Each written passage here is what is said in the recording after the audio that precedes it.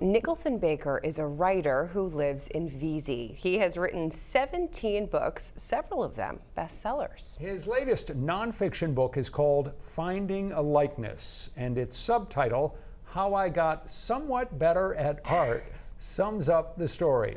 What made Nicholson Baker want to get better at art? That was the first question I had for him.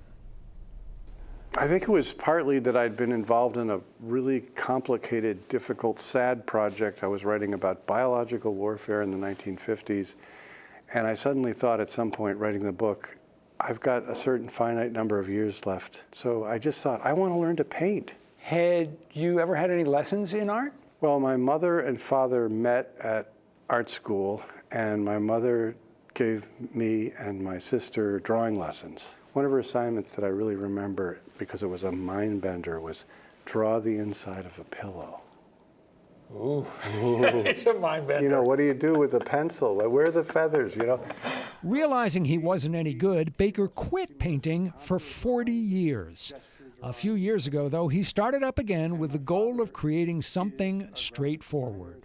A design that people would look at and say, oh my God, that's Mark Twain, or, you know, that's my mother-in-law. You know, something that's recognizably a specific human being in the world. A likeness that people can recognize. Right.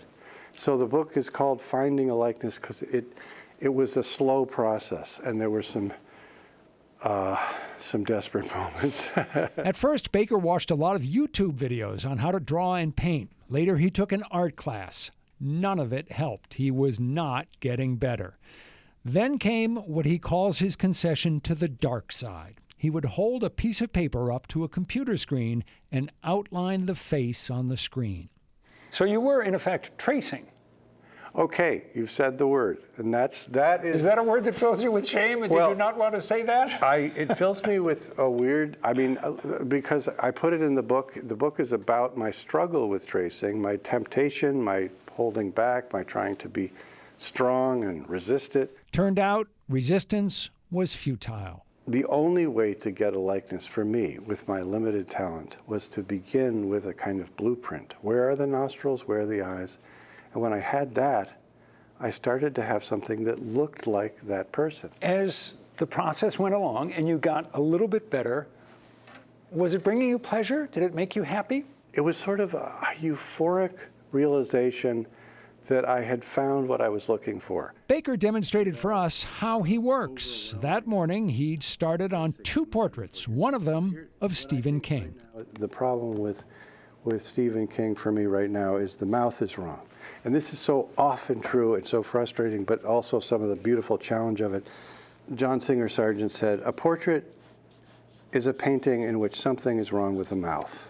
There are no artistic pretensions here. Baker is modest about his talents. I'm sure you've talked to real artists. I'm a hobbyist here, so I'm dispensing wisdom as if I know what I'm doing, and I'm just learning.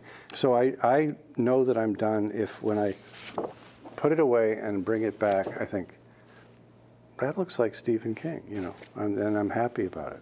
You did another one this morning as well, right? Yes, I did, and let's a very dubious choice of subjects, I might add. No. Baker got back to work on the details of that second portrait and its smiling subject.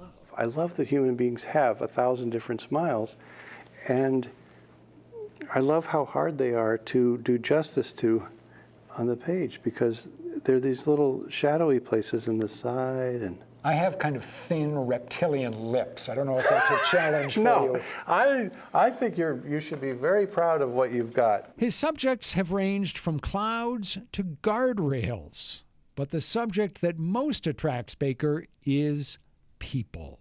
Right now, all I want to do is draw every human being on the planet, and that will, you know, I have I think my task is clear. I've got several billion, whatever trillion people, and I've got a job to do. All right, so you've got a few hundred down and 8 billion to go, Yeah. So you better get to work. Yeah. I'm on it. It makes you want to get better at drawing and painting, doesn't it? Let me just tell you, I remember being a kid, I don't remember what this was called, but it was like a tracing table with the light that came through. Yeah. My sketches did not look anything like his when I was done. He's really, really talented. I don't care if he's just tracing. He's been working at it and he's gotten better. Yes. And that's the idea. I love it. One other note, he lives in Veazey, about 100 feet from where 207 videographer Kirk Craddy grew up. Maine, one big, small town. Again, the name of Nicholson Baker's new book is Finding a Likeness.